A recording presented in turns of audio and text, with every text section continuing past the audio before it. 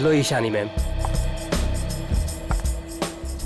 Makeup room ready है मेरा? हाँ मैम, जैसा आपको चाहिए बिल्कुल वैसा ही है, और आपका फेवरेट रूम फ्रेशनर भी है। और एक काम करो, डायरेक्टर को जाके बोल दो कि 2 से 3 घंटे तो लगते ही हैं, राइट? और मेरे मूड के ऊपर है कि मैं खुद ही रेडी होके सेट पे आ जाऊंगी, ठीक है? ठीक है मैम। चलो।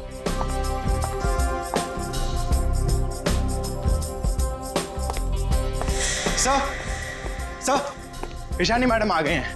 आ गई? बीबू जी। देख, महारानी के तैयार होते ही आज का पूरा शॉट उसको अच्छे से समझा देना। जी सर। ठीक है? मैं उसके नखरे नहीं झेल सकता। Yes sir. सर अगर उसने मुझे थप्पड़ मार दिया तो खा लेना एक थप्पड़। स्पॉट सुन, ईशानी मैम का जूस और लो कैलोरी दही जल्दी से लाना, नहीं तो वो शूट कैंसिल कर देगी। सुनो, क्या मतलब है ये सब का? तुम लोग इधर उधर भाग रहे हो जैसे कि पता नहीं कोई शेरनी आ गई है। जाओ जल्दी से जाकर ईशानी को रेडी करवाओ। अब भी मैं डायरेक्शन टीम को बोल के आती हूँ।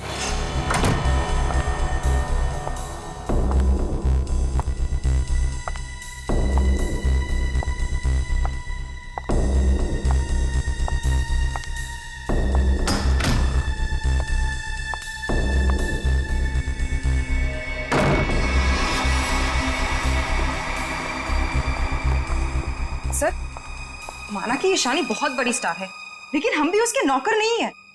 वही तो, सुबह के 9 बजे से हम रेडी होकर वेट कर रहे हैं और वो अभी तक नहीं आई। इतना वक्त हो गया, 3-4 बार टचअप हो चुका है। तो क्या करूं यार, एक तो विराट सर ने इस नकचड़ी को 1 साल का कॉन्ट्रैक्ट साइन करवा के मेरे सर पे दर्द करके रखा है, और ऊपर से तुम लोग मेरे सर पर चढ़ रहे हो। प्लीज ट्राई टू कोऑपरेट यार। Cooperate my foot. मैं ईशानी के नखरे और बर्दाश्त नहीं कर सकती हूँ। मैं जा रही हूँ यहाँ से। मैं विराट सर के चेक्स वापस कर दूंगी, लेकिन मैं ऐसे काम नहीं कर सकती हूँ। बाय। अरे मैडम रुके। अरे सर आप ही रोके समायरा जी को। अगर आज शूट नहीं हुआ ना तो विराट सर सबकी छुट्टी कर देंगे सर। जाने दे उसको, एक ईशानी 100 सुमेरा के बराबर है।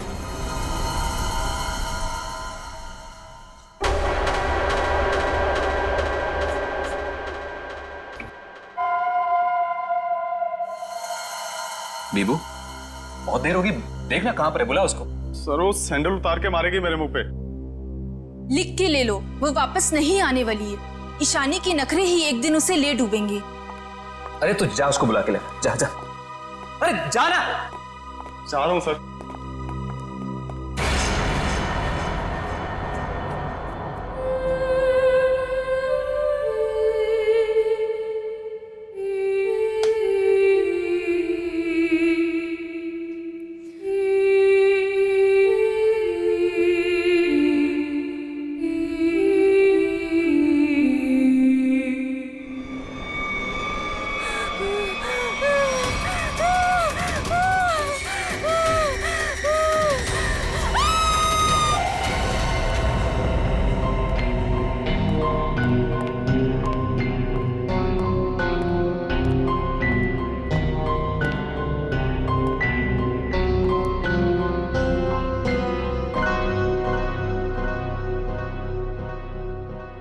मैम, मैम आप रेडी हैं तो मैं अंदर आ जाऊं? मैडम भाग जा यहाँ से, वरना तेरा पैर तोड़ दूंगी।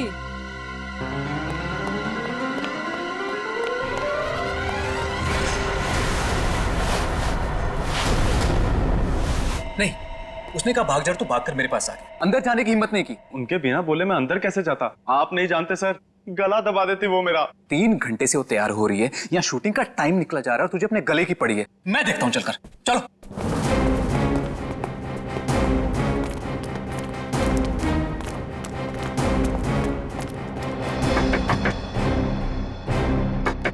ईशानी। सर प्लीज, मैम गुस्से में लगती है, शूट छोड़कर चली जाएंगी। मैं तुम्हें कह रहा हूं चुप रहो। ईशानी दरवाजा खोलिए, अभी सब नहीं चलेगा, प्लीज दरवाजा खोलिए।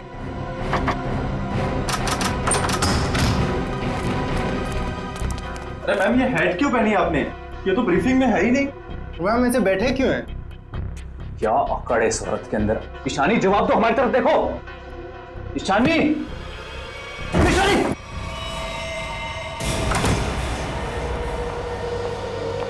कभी काम नहीं करूंगी मैं उस नकचढ़ ईशानी के साथ। मैं भी किसी से कम नहीं हूँ। अरे इतना टेंशन क्यों ले रही हो तुम देखना, मैं तुम्हें इससे बड़ा काम दिलाऊंगा। मैं अभी मम्मी को फ़ोन करके बता देती हूँ कि आज मैं लेट आऊँगी। ठीक है, तुम मम्मी को फोन कर लो, हम तुम्हारा अंदर इंतजार करते हैं। ठीक है, मैं अभी आती हूँ। ठीक है।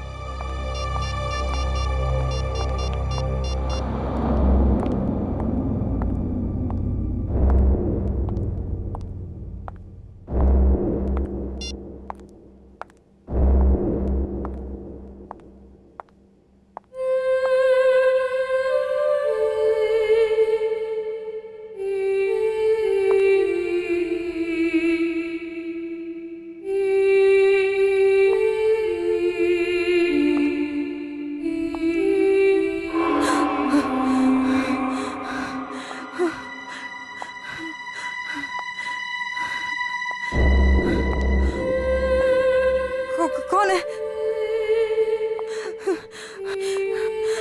सामने आओ। ये हैट, ये यहाँ कैसे?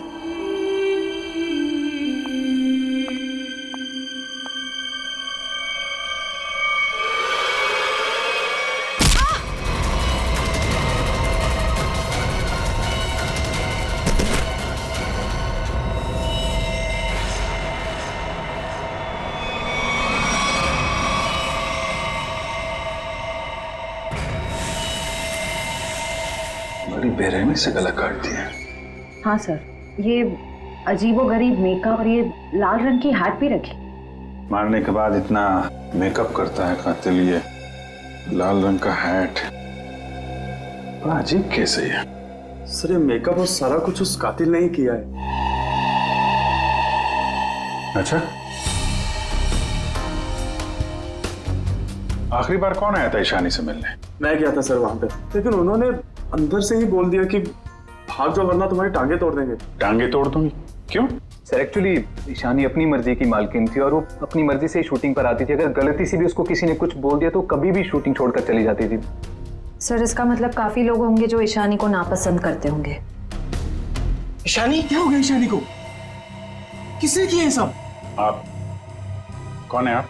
जी ये जो एड शूट हो रही थी ये मेरी एड है, मैं मालिक हूँ इस कंपनी का। ठीक है, इधर आइए थोड़ा। अच्छा बीबू, तुम वापस कितनी देर बाद आए थे प्रीतम और लोगों के साथ? सिर्फ कुछ सेकंड्स में, अगर कहें ज्यादा से ज्यादा बस 1 मिनट। 1 मिनट में? 1 मिनट में इतना सब कुछ किया? सर। सर 1 सेकेंड, यहाँ पे एक फिंगरप्रिंट मिला है और बाकी सब कपड़े ठीक है, मगर बस ये तो देखिए सर, ऐसा लग रहा है किसी ने कैंची से काटा है सर।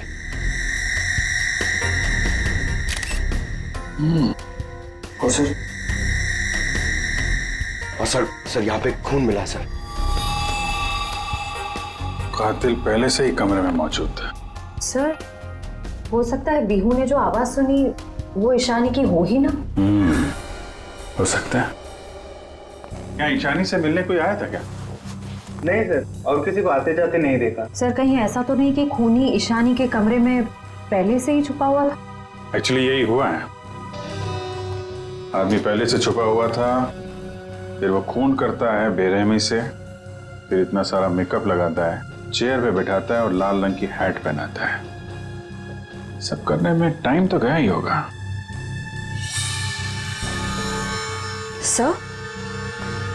सर ये देखिए, ईशानी का टॉप भी कटा हुआ। इसे भी काटा गया है? उधर भी कपड़े कटे हैं, इसका टॉप कटा है। लगता है ये जानबूझ के किया गया है।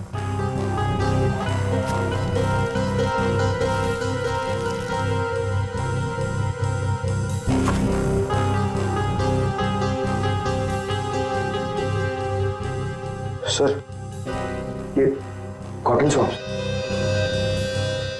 लगता है मेकअप करने में इस्तेमाल किया गया है। वंश, ये सारी चीजें और बॉडी को फोरेंसिक लैब भेजो, तब तक हम लोग जरा बाहर देखते हैं। सर बहुत ही अजीब बात है, किसी ने भी खूनी को आते जाते देखा ही नहीं।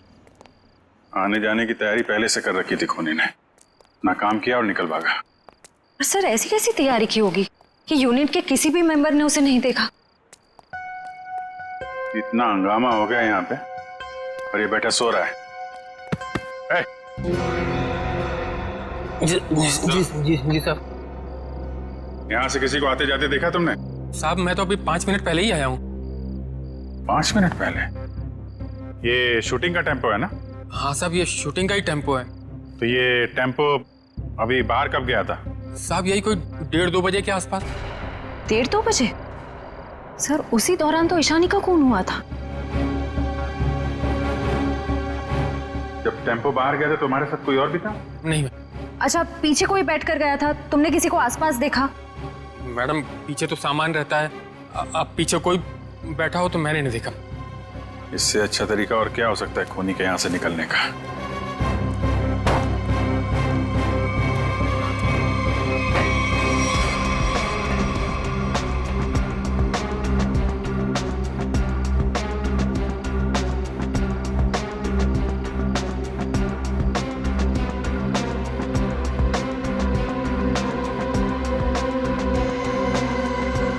पीओपी का टुकड़ा? ये यहाँ क्या कर रहा है? शूटिंग में तो कहीं भी धूल मिट्टी थी नहीं। ये मिट्टी का टुकड़ा कहाँ से आया? साहब इसमें तो प्रॉपर्टी का सामान रहता है। प्रॉपर्टी के सामान? और उसमें पीओपी का टुकड़ा? मतलब कोई और था यहाँ पे?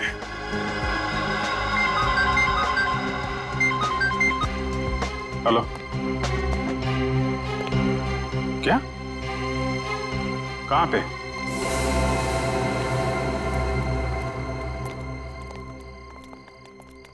आपने फोन किया था? जी सर, मैं मानिक हूँ, इस दुकान का मालिक। ये मेरे वॉचमैन ने फोन किया था आपको। ये देखिए ना सर, यहाँ लाश है। दुकान खोलो सर। जी सर। तुम यहीं रुको। जी साहब।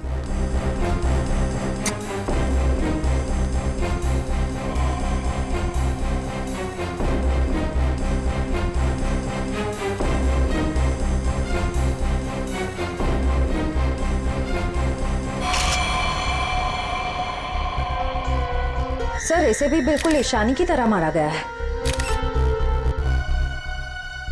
सर ये देखिए, इसका टॉप भी वैसे ही काटा गया है।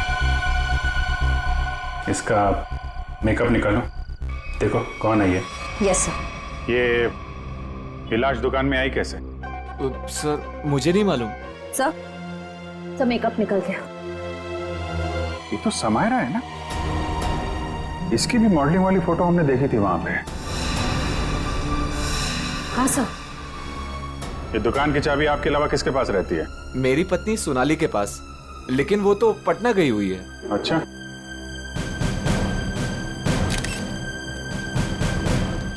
तुम्हारी ड्यूटी में एक आदमी यहाँ पे खून करता है, उसकी लाश को यहाँ दुकान में रख दिया। क्या कर रहे थे तुम?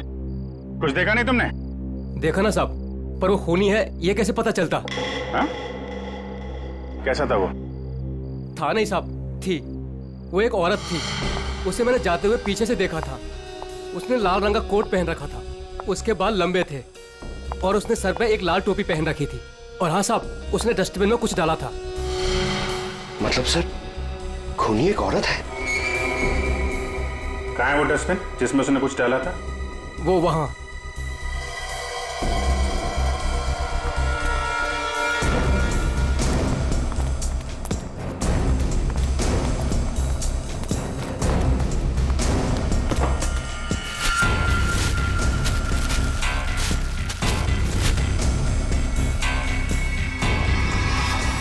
तो ये तो फिशिंग का सामान है, मछली पकड़ने का कांटा वाटा। सर ये तंगूस पे खून लगा है।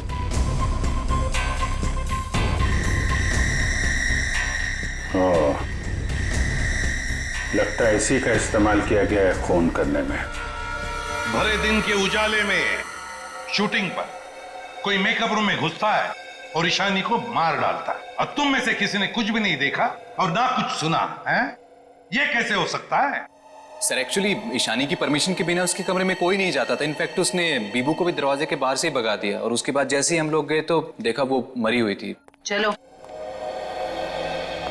सर ये कास्टिंग डायरेक्टर है कीकू। लेकिन सर मुझे यहाँ क्यों लाया गया है? मैंने समायरा और ईशानी का गला थोड़ी काटा है। चुप! तुम ही वो कास्टिंग डायरेक्टर हो ना, जो ईशानी और समायरा को जानते हो उनके मॉडलिंग की शुरुआत के दिनों से? जी सर। और विराज की शूटिंग पर तुमने ही भेजा था ना उन दोनों? हाँ सर। मतलब तुम अच्छी तरह से जानते थे कि वो कब और कहां मिलेंगी। देखिए सर, गलती हो गई, अब मैं किसी को कहीं नहीं भेजूंगा। दरअसल 5 साल पहले ही मैंने वो काम छोड़ दिया था। 5 साल पहले काम छोड़ चुके? कुछ लड़कियों ने मेरे खिलाफ केस कर दिया था, उस वजह से मेरा ऑफिस भी बंद हो गया। तो फिर कल तुमने ईशानी और समायरा को विराज के शूट पे कैसे भेजा? दरअसल दोस्ती दोस्ती में विराज के शूट पर उनको भेज दिया था सर, लेकिन इन सब से मेरा कोई लेना देना नहीं है सर। फिलहाल तो हम मान लेते कि तुम्हें कुछ नहीं मालूम, तुमने कुछ नहीं किया। लेकिन एक बात याद रखो, अगर जरूरत पड़ी तो तुम लोगों को हम फिर से बुला लेंगे। जा सकते हो तुम।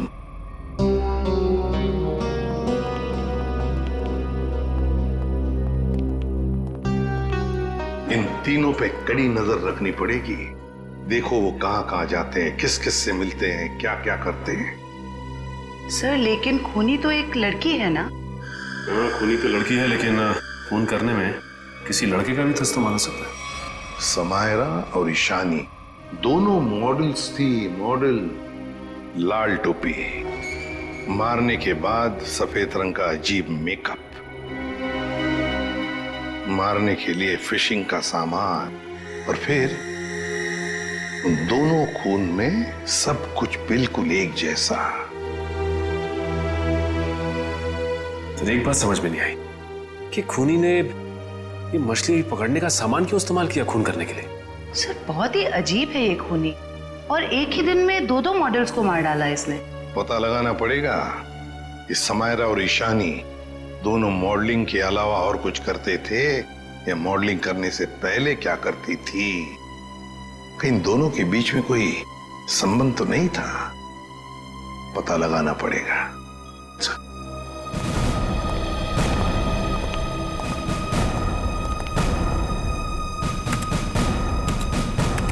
सर 2009 में समायरा और ईशानी ब्यूटी रिबन नाम की मॉडलिंग एजेंसी में काम करते थे, जिसका मालिक ये किकू था।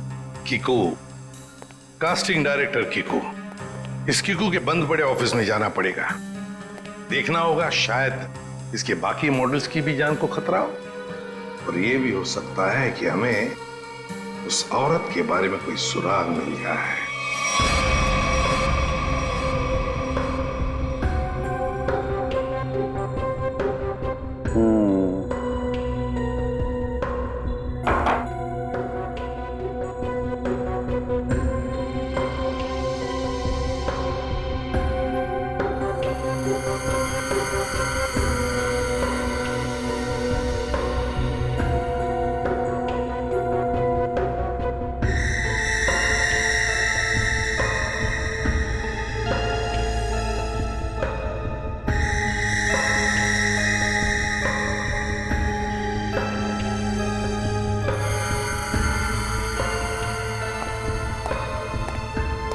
सर हमारा शक बिल्कुल सही निकला। खून करने के लिए इस्तेमाल किया गया ये हथियार एक खास तरह का फिशिंग किट ही है।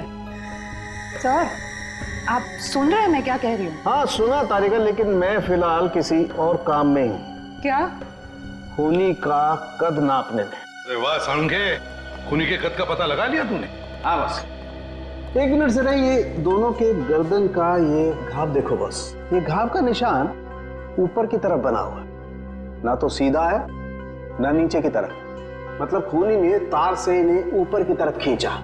इसका मतलब साफ है, खूनी की ऊंचाई इन दोनों से ज्यादा थी। मतलब सर वो खूनी औरत इन दोनों से लंबी है?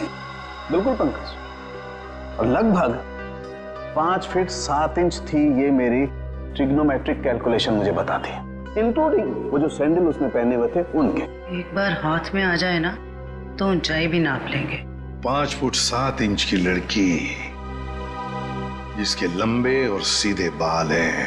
और सर या तो उसे फिशिंग करने का, मछली पकड़ने का शौक था, या तो फिर किसी खास मकसद से उसने ये सामान, ये फिशिंग किट का इस्तेमाल किया होगा। सालुंखे, लगता है इस मछली पकड़ने के तंगूर से, इस तार से इन दोनों के गले को काटा है। बिल्कुल बस। डॉक्टर साहब, जो प्लास्टर ऑफ पेरिस जैसी मिट्टी मिली थी हमें, उससे कुछ पता चला क्या? हाँ पता चला सचिन। बॉस वो सामान मूर्ति बनाने के काम में आता है। मूर्ति बनाने का? बस टेस्ट चल रहे हैं, बाकी का भी पता चल जाएगा। तू कब बताएगा साड़ू के? बताऊंगा थोड़ी देर में, लेकिन एक खास बात और बताना चाहता हूं। वो क्या है? बस ये देखो, ये है वो तार जिससे खूनी ने इनका गला काटा। खूनी जब इनका गला काटने की कोशिश कर रहा था, इन लोगों ने अपने बचाव में हाथापाई की होगी। उसी झड़प के दौरान खूनी का पलक का एक बाल मुझे इस तार पर से मिला है। तो मतलब तू अब इस बाल का डीएनए टेस्ट करेगा, है ना? करना ही पड़ेगा। एक खूनी लड़की जिसका कद 5 फुट 7 इंच है, जिसके सीधे और लंबे बाल है, जिसे मछली पकड़ने का शौक है और शायद मूर्तियां बनाने का भी। बस इतना भी काफी है हमारे लिए, इस लड़की को ढूंढने के लिए। मछली पकड़ने का खास सामान लेके चलती है तो समंदर के किसी किनारे में कुछ तो पता चलेगा ही उसके बारे में। पर सर, हमें सिर्फ उसकी ऊंचाई, उसके काले सीधे बाल और उस टोपी के बारे में पता है। सिर्फ इतनी इंफॉर्मेशन के बलबूते पर उस तक पहुंचना थोड़ा मुश्किल लगता है सर। कोशिश तो करनी पड़ेगी श्रेया, अपने आप तो चल के आएगी नहीं हमारे पास, है? हाँ वंश, इन्हें बता दिया ना हमें किस लड़की की तलाश है? जी सर। हाँ, तो क्या जानते हैं उस लड़की के बारे में आप? साहब, आप लोग ऐसी औरत के बारे में जानना चाहते हैं ना जो मछली पकड़ने के लिए बोट का इस्तेमाल करती है? बिल्कुल। ऐसी तो बहुत औरतें आती है हमारे यहाँ पर। देखिए, जिस लड़की की हमें तलाश है वो लंबी लड़की है, 5 फुट 7 इंच की होगी, लंबे बाल हैं, सीधे बाल हैं। और उसकी उम्र तकरीबन 25 से 30 साल के बीच में। लंबे बाल, 25 से 30 साल की उम्र, ऐसी 2-3 लड़की आती है हमारे यहाँ पर। हमें उनके नाम और पते चाहिए। आप जब वोट देते हैं तो नाम पते तो लिखते होंगे ना? जी साहब।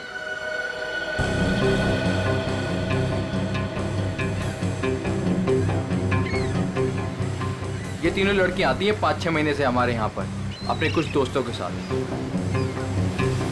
केशा, एनी, शिखा। केशा, एनी और शिखा। मिलना पड़ेगा इन तीनों लड़कियों से। देखते हैं इनमें से कौन है वो लाल टोपी वाली लड़की। सर, कीकू जी ने टैक्स की चोरी की थी और कुछ लड़कियों के पेमेंट ना देने की वजह से इनकी शिकायत की थी, इसीलिए ऑफिस बंद हो गया। और इनका कोई क्रिमिनल रिकॉर्ड भी नहीं है सर। उसका खून हुआ है वो 2008 में कीकू जी की एजेंसी से ही लॉन्च हुई थी, इसलिए ये अभी शक के घेरे में है। विराज, तुम ये बताओ कि तुमने तो कीकू जी के साथ और उन मॉडल्स के साथ काम किया था, तो तुम्हें कभी लगा कि वो मॉडल्स किसी मुसीबत में है या फिर कीकू जी के काम में कोई गड़बड़ है? मैं ईशानी और समायरा के साथ पहली बार काम कर रहा था, और जहाँ तक कीकू जी की बात है तो पैसों के लेन देन में धांधली के अलावा इनमें दूसरी कोई कमी नहीं है। सर, इन तीनों मॉडल्स के कद, रंग और बाल खूनी से कुछ हद तक मिलते जुलते हैं। एक काम करो, इन सबसे पूछताछ करो कि मॉडलिंग के अलावा ये लोग क्या काम करते हैं, क्योंकि इन्फॉर्मेशन ये है कि आजकल इनमें से कहीं मॉडलिंग नहीं करती।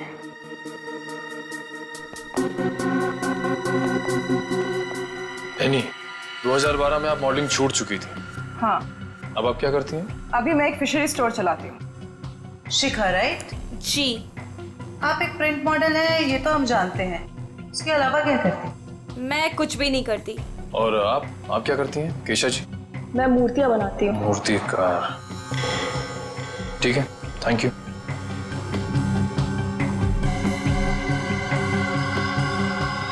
तो बिल्कुल खूनी की प्रोफाइल जैसा है। कंपनी का नाम रेड इंक। मेरा शक सही है, इस एजेंसी के मॉडल्स का ही कुछ राज है। सर, एनी, केशा और डॉली, इन तीनों के प्रोफाइल्स कुछ उन्हीं से मिलते जुलते हैं। सर, इनका संबंध मूर्तियां बनाने और फिशिंग से भी है। तो इनका प्रोफाइल, पेशा दोनों शक के दायरे में है। एक काम करो, इन तीनों को ब्यूरो लेके चलो। सर, खूनी की लड़की ने जिस तरह के कपड़े पहने थे उस तरह के कपड़े आ गए सर। Very good. पंकज, इन तीनों के नंबर्स हैं ना हमारे पास? Yes sir. सेलफोन नंबर्स जरा ट्रेस करो, देखो जब उन दोनों लड़कियों के खून हुए तब ये तीनों कहां थी। Yes sir. जयंती सर, ले जाओ। जी, आप तीनों मेरे साथ आइए। कहाँ? अभी बताती हूँ, आओ।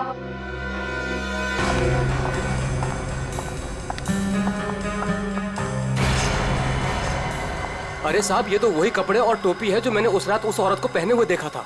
तो फिर अब जरा ध्यान से देखो इसे। क्या ये वही लड़की है, वही औरत है जो उस रात खून कर रही थी? सर, मैंने उस औरत का चेहरा सामने से नहीं देखा था, उसे जाते हुए मैंने पीछे से देखा था। जाते हुए देखा? जी सर। ठीक है, ईशा जरा वहां तक चल के दिखाओ। सर, ये कैसी जांच है आपकी? जितना कहा है उतना ही करो।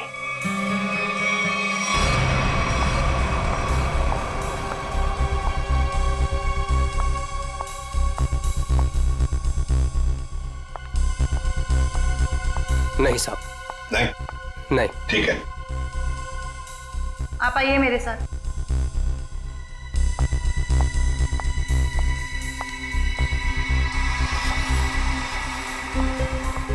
रुको, वहां तक वॉक करके आओ।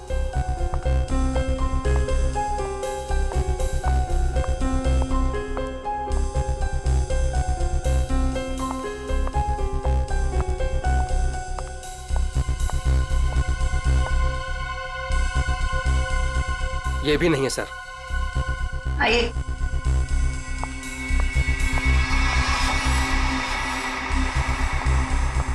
सर, इन्हें तो कपड़े काफी अच्छी तरह से फिट हो रहे हैं। हाँ, दिख रहा है। अब ऐनी जी जरा चल के भी दिखाइए।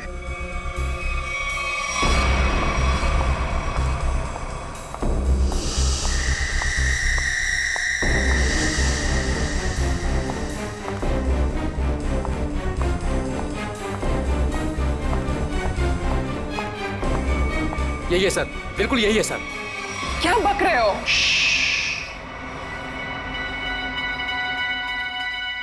सर, जिस वक्त समायरा का खून हुआ था, आनी का फोन उसी एरिया में था। सुना है नहीं? उसी इलाके में था तुम्हारा फोन जिस वक्त ईशानी और समायरा का खून हुआ था। तुम जा सकते हो। और मैं? आपको तो रुकना ही पड़ेगा। सर, मैं क्यों नहीं जा सकती? वो इसलिए कि खूनी की चाल और तुम्हारी चाल बिल्कुल वही है। और तो और सबसे बड़ी बात कि तुम्हारा फोन उसी इलाके में मिला जहां पर इन दोनों लड़कियों का खून हुआ। सर, इन सब का क्या मतलब है? I mean, दो लोग एक जैसे दिख सकते हैं ना? और फिर वॉचमैन ने ऐसा तो नहीं कहा कि मेरा चेहरा खूनी के चेहरे से मिलता है। लेकिन जिस वक्त खून हुआ उस वक्त तुम्हारे मोबाइल की लोकेशन भी वही की बता रही है, और ये सब कुछ इत्तेफाक तो नहीं हो सकता। सर, उस वक्त सैकड़ों लोग उस एरिया में थे, तो क्या सब खूनी है? बस बस, बहुत बोल दिया। बताओ क्यों किया खून ईशानी और समायरा का? सर, आप मुझ पे दो दो खून का आरोप लगा रहे हो। मैंने कुछ नहीं किया ऐसा। अभी तो सिर्फ आरोप लगाया है, सजा मिलनी तो अभी बाकी है। सजा? जी, सजा। खून की सजा फांसी। सर, मैंने कुछ नहीं किया ऐसा। मैं बताती हूँ सर। बताओ। पर मेरी एक शर्त है। ये लो, इनकी एक शर्त भी है। चलो बताओ, क्या शर्त है? सर, मुझे 50 लाख रुपए चाहिए। 50 लाख रुपये? हाँ। चलो, दे दिए। अरे लेकिन तुम पैसों का क्या करोगी? तुम्हें तो सजा होने वाली है। आप वो सब छोड़िए, मैं आपको बता रही हूँ ना, मैंने कुछ नहीं किया। सर, मैं तो सिर्फ उसे जानती हूँ जो खूनी को जानता है। और वो है शिखा। शिखा? तुम इतने यकीन के साथ कैसे कह सकती हो? आप लोग पता कर सकते हैं ना? हाँ, वो तो हम पता करेंगे। सर, मेरे पैसे? पैसे? कौन से पैसे? सर, अभी आपने बताया आप देंगे। कब? नहीं सर, मैंने तो कुछ नहीं सुना। कब कहा? सर, ये सरासर धोखा है। नहीं नहीं नहीं नहीं, यानी जी हम कभी धोखा नहीं करते। हाँ, धोखा जरूर करते हैं जब कोई कानून के साथ खिलवाड़ करता है, तब कभी कभी सीआईडी वाले धोखा देते हैं। ले जाओ इसे। सीआईडी फिर से? अब क्या कर दिया मैंने? आपने क्या किया है क्या नहीं ये तो हम पता लगा लेंगे, लेकिन आप एक नंबर के झूठे हैं ये पता चल चुका है। क्या मतलब है आपका? आपने कहा आप समायरा को नहीं जानते? 2009 में समायरा ने आपकी कंपनी रेडिंग के लिए मॉडलिंग की थी, सच है? रेडिंग? इसे कैसे ढूंढ लिया आपने? हमें पता चल चुका है। 2009 के रेडिंग के फोटोशूट कैंपेन में ईशानी और समायरा दोनों ने मॉडलिंग की थी, है ना? मैम ये कंपनी मेरे नाम पे तो थी, लेकिन मैं इस कंपनी का मामूली सा छोटा सा पार्टनर था। आप इस कंपनी के असली मालिक से क्यों नहीं पूछते? असली मालिक कौन है? चैताली। आप उससे क्यों नहीं पूछते? चैताली? इस केस में पहली बार ये नाम आया। कहाँ रहती है वो? ये नहीं हो सकता, ये नहीं हो सकता। अगर सीआईडी को सच का पता चल गया तो बहुत बुरा हाल होगा मेरा।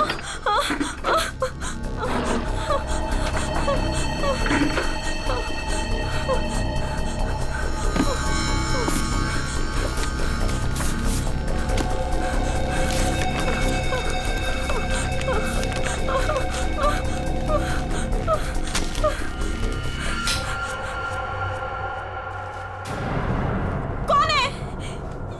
ये लाइट क्यों बंद कर दी?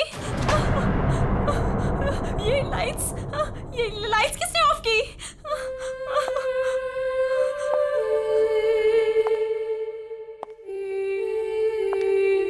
कौन है वहां? कौन है वहां?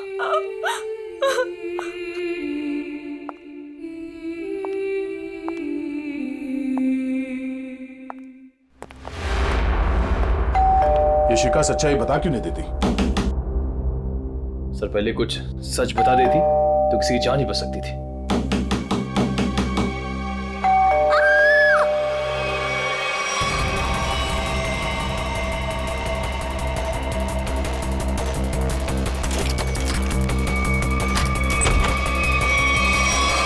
शिका, शिखा, शिका, बचाओ!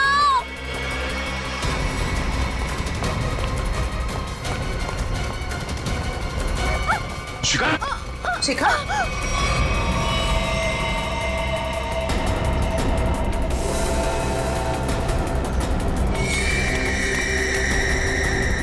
नस कटी नहीं है। इशिता जल्दी एम्बुलेंस को बुलाओ, जल्दी।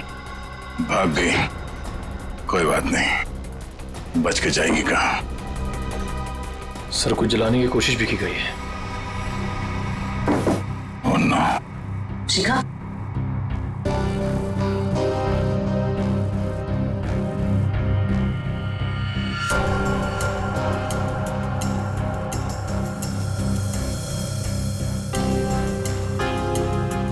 इतना लंबा बाल शिखा का तो नहीं हो सकता। ओह, तो भागते भागते बाल छोड़ दी। देखते हैं कहां तक भागती है ये। आइए सर।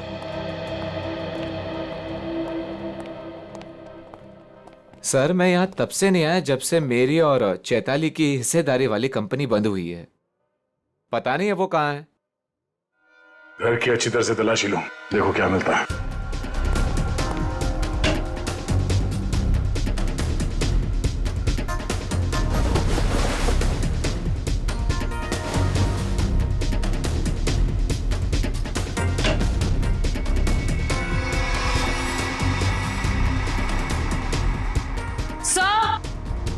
आ जाओ दी। सर ये देखिए,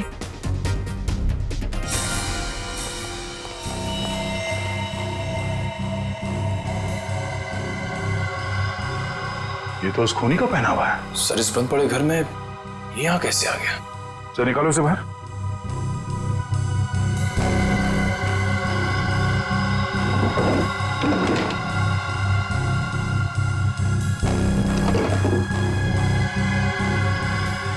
नो, ये चक्कर है। सारंगे, शिखा के घर की खिड़की से हमें एक बाल मिला है, जरा मैच करके देख पलक के बाल से। ये रहा वो बाल सर, उस खूनी लड़की का बाल। बॉस, ये बाल हमारे किसी काम का नहीं है, बेकार सबूत है। क्या मतलब? मतलब ये बॉस के खूनी के पलक का डीएनए रिपोर्ट आ चुका है। तो खूनी कोई लड़की नहीं है, खूनी एक आदमी है। एक आदमी है जिसकी उम्र 40 से 45 साल। ये टोपी, लंबे बाल, सैंडल, ये सब धोखा है। तो मतलब खूनी कोई लड़की नहीं, बल्कि लड़की की भेष में आदमी है। ऐसा क्यों किया उसने? लड़की के भेस में क्यों? खून करने के और भी आसान तरीके थे उसके पास। लगता है ये खूनी कोई सरफिरा है। खूनी कोई सरफिरा नहीं, शैतान दिमाग का आदमी है ये, शैतान दिमाग का। सोच समझ के सब कुछ कर रहा है ये। एक काम करते हैं, जितने भी लोगों पर शक है ना, सबको यहां बुला लो, सबका डीएनए टेस्ट करते हैं। आप बताते क्यों नहीं कि हम सब लोगों को यहाँ पर क्यों लेकर आए हैं? ऐसी जगह लाए कि हमारा कोई टेस्ट होने वाला है और आप लोगों को हम सब पे शक है कि हमने खून किया है। लगता है हम सब बिना जुर्म के सजा भुगतने वाले हैं। बस बहुत हो गया। खूनी को ढूंढने का हमारे पास यही एक रास्ता है। और वैसे खूनी का बहुत ही खास सुराग मिला है हमें। डॉक्टर साहब बिल्कुल ठीक है। दरअसल क्या है, खूनी चाहे कितना भी होशियार हो, कितना भी चालबाज हो, कोई ना कोई क्लू हम लोगों के लिए छोड़ जाता है। और इस बार भी खूनी एक क्लू छोड़ गया है, और वो क्लू है पलक का एक बाल। देखिए, मैं ऑडिशंस लेता हूँ, लड़कियां सजती हैं, संवरती हैं, अपनी पलकों को भी सजाती हैं, तो इन सब से हमारा क्या लेना देना? तुम्हें बड़ा यकीन है कि खूनी एक लड़की ही है? सबको मालूम है कि लंबे बालों वाली लड़की सबको मारती फिर रही है, और आप। लेकिन हमें जांच तो पूरी करनी पड़ेगी ना। सर हमें करना क्या पड़ेगा सर? ज्यादा कुछ नहीं, आप में से हर किसी को अपने पलक का एक बाल देना होगा, और जिसका डीएनए हम उस खूनी के डीएनए से मैच करके देखेंगे। और वैसे भी जब आप लोगों ने कुछ किया ही नहीं है तो डरने की तो कोई बात ही नहीं है। जयवंती देखिए, आ जाओ। चलो जाओ।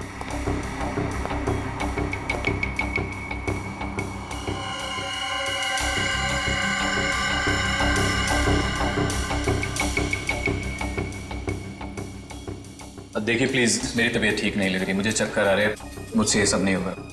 अच्छा, तुम्हारी तबीयत भी अभी खराब होनी थी? सर आप इस जांच को बाद में भी कर सकते हैं। चलो प्रीतम, मैं तुम्हें हॉस्पिटल ले चलता हूँ, चलो। और चैताली किसी हॉस्पिटल में है क्या? निखिल,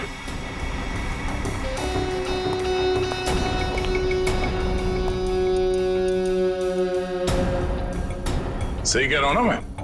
मिस्टर विराज या फिर चैताली का पति कहना बेहतर होगा।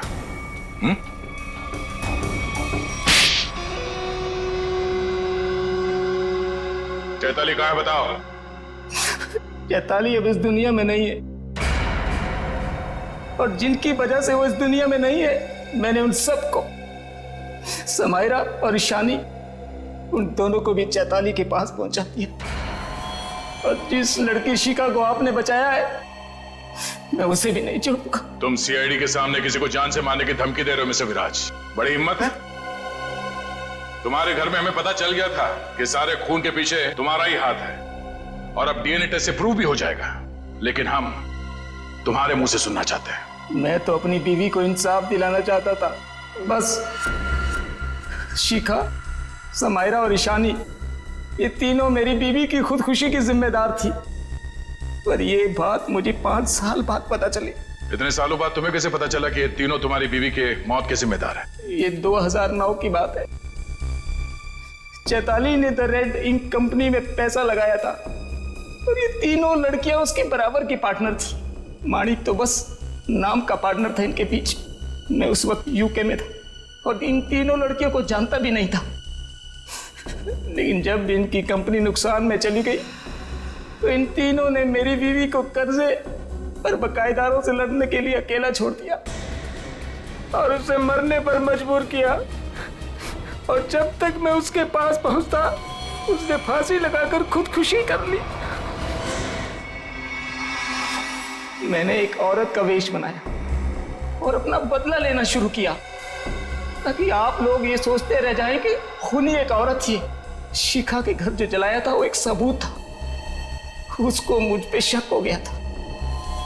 माना कि उन तीनों की वजह से तुम्हारी बीवी अब इस दुनिया में नहीं रही। तुम कानून की मदद ले सकते थे, लेकिन तुमने ऐसा नहीं किया। अपनी बीवी की मौत का बदला लेने के लिए तुम खून करने लगे। अब तुम्हें फांसी से कोई नहीं बचा सकता।